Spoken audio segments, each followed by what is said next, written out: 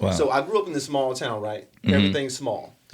As soon as I turned 21 and I got a car, because it took me a while to get a car. Yeah. When I turned 21, I said, I am so over being in this little small town. Everything's small. Small mindset. Yep. Everything's small. Nothing's big. What I used to do was I used to drive from Griffin, Georgia to Atlanta Okay. to go to the club. Okay. And as I started to do this, because it was nothing like my brain, it had to escape this small environment. Yeah. Like it was like, it's nothing here in this city. Yeah. So I used to drive up to Atlanta, Georgia to go to the club. Right? You know, I was a clubber, you know? So as I used to go to the club every weekend back and forth, what started to happen was, as I'm driving to, you know, Lenox Mall and different areas, I started to see these neighborhoods. And I was like, hold on, people living like this? And I started to see these cars that I'd never seen before. I remember the first time I seen a Lamborghini. I was like, hold on, man, it's a whole nother world out here. It is. It's a whole nother world out here. And this is why a person has to understand that environment is going to be a make or break for you. Yep. Environment 100%. is going to be a make or break for you. And your environment can be the city you live in. It also can be the people you hang around. Absolutely. It can be a sister, a brother, a spouse. Yep. It can be all those things. So, a long story short, as I continue to go back and forth to Atlanta every weekend, pretty much, I developed this desire to want more. So now here I am. I'm going to this junior college, and I was able to graduate junior college. Okay. Right? Okay. Little old Alex, who don't even study, barely studied. I was able to graduate, and then I ended up transferring to a school called Clayton State University. Okay, I heard of And that's where I, eventually graduated from. Yep. But there was a point in my life to where something shifted. Okay. And that shift was I ended up meeting a mentor. Yep. Okay. So I ended up meeting a guy. I still follow this guy till this day. His name's Keith. And Keith invited me, and this was 2008. Okay. Keith invited me to a network marketing meeting. This Really? Back then? That was a serious one. 2008. That's a serious one. I didn't know what network marketing was, right? Yeah. So, but it wasn't about the meeting that he invited me to. It was about the person he introduced me to. And I met this gentleman by the name of Robert. Okay. Robert was a multi-millionaire. Okay. He had this yellow Lamborghini parked outside the hotel. Wow. And man, I never forget that day, man. The reason why is because I still think about it to this day. I never forget that day is because I remember meeting that guy. I remember hearing him talk, and I never forget coming out of that meeting. Now I never went and made money in that business, but I never forget coming out of that meeting. I was like, "There's a way out. It's possible." Yeah. I'm thinking that I'm just gonna be average, just like everybody in this small town forever. I'm thinking that this is my only destiny. I'm thinking that whatever's in this town, the highest levels in this town, that's the highest that I can go. And then I messed around and met this gentleman who was making millions of dollars, all the cars, all the stuff that was so out of reach that I was watching on YouTube. Yeah. Now I'm seeing in my face. I'm now seeing it. Yeah. And man, I never forget, that's the day. That day, I was like, I'm getting rich.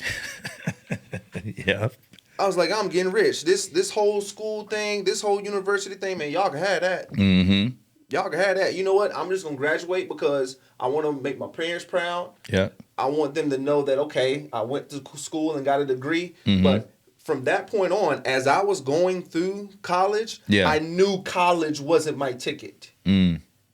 I knew it wasn't. So I knew I was going to have to get in some type of business, in some type of endeavor, so I can live the lifestyle like that Robert guy. See, everybody has a level of inspiration on what's going to take them to the next level.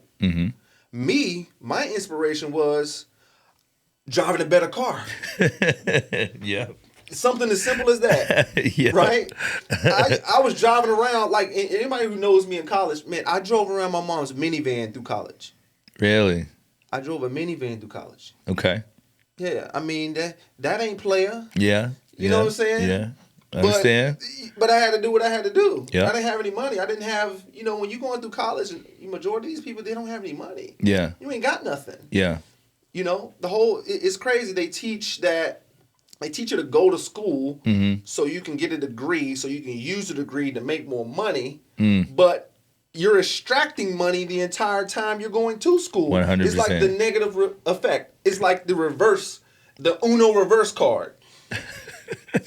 Hopefully like people know what that is. Yeah. Right? Yeah. So it's like it does the complete opposite of what it portrays. I agree. That it's supposed to do. I agree. So you go to school, you're not really learning. And listen, I'm not here to down college, but I'm here to give you a reality of so many people Absolutely that went down that road Absolutely. and say the same thing. Absolutely.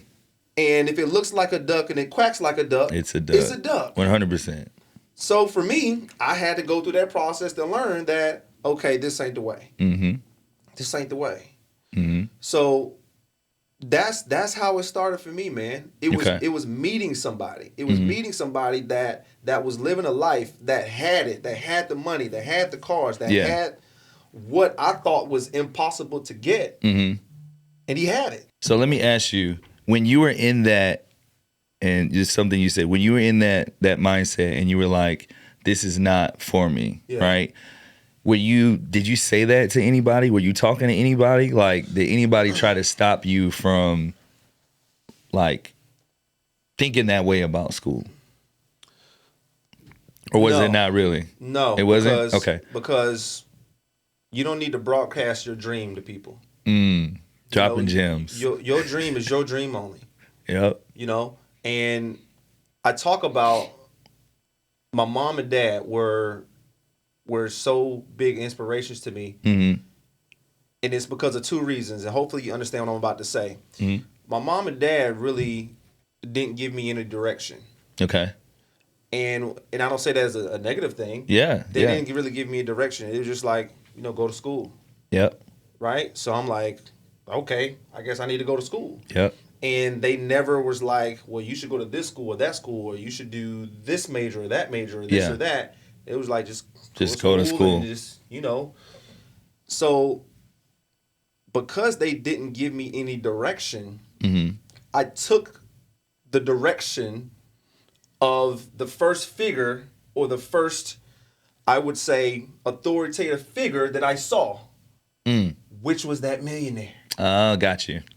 Okay. I see what you're saying. Because most people, they can't go to their parents and be like, hey, man, I just came from a meeting,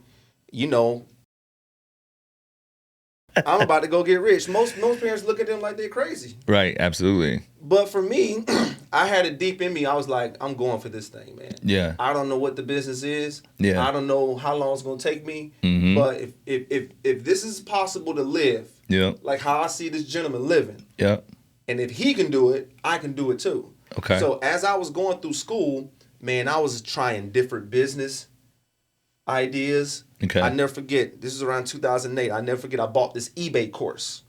Okay. 2008, to where you start doing eBay. This is around the time to where eBay was climbing up there. It's not as big as it is today. Yeah. But I never forget, the eBay course. I never forget joining different network marketing companies. I never forget when I was in college, I would sell shoes. I would paint shoes and customize them and sell them. Really? Man, I was doing whatever. You was doing that back then. Okay. I was doing whatever.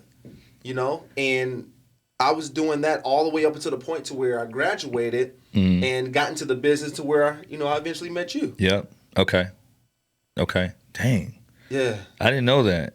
Yeah, bro. I don't know. Here, I thought you showed up. I heard you talk about college and everything before, but I didn't know all of that. Of course, I didn't know. I didn't even know you were thinking that way at that time. Right. Yeah. I just know that for y'all that don't know, when I met him, I'm like, this dude is crazy. Like it wasn't like natural crazy, but I didn't understand the way that he was thinking at all. Not even then. I was on a mission, bro. I didn't understand it then. Like it was just like I wasn't from the Lake County where I was in Illinois, it was just like you said, it was a certain amount of people, certain status, and that was it, right? Yep. And I was like, this dude is crazy. Like, he's just thinking that stuff ain't gonna happen, because I was used to thinking at my level or lower because I didn't really know or see anybody else, right? Dang, that's crazy. I literally thought this dude was crazy. I'm not gonna lie to you. Listen, bro. I'm gonna say this, and I'm gonna say this well. If you ain't crazy, the chances you making big money almost slim to none. You're gonna have to come a little bit of crazy to go break out of your income level, your comfort zone, whatever. You're gonna have some type of, and I was thinking about this week. You're gonna have some level of delusion to accomplish something. It's because if you live in reality, you're gonna look at your current bank account and your current circumstances, and you're gonna let that determine the decisions you make. No, they ain't gonna work. 100. Dropping gems. They ain't gonna work. Yeah. Yeah. Absolutely.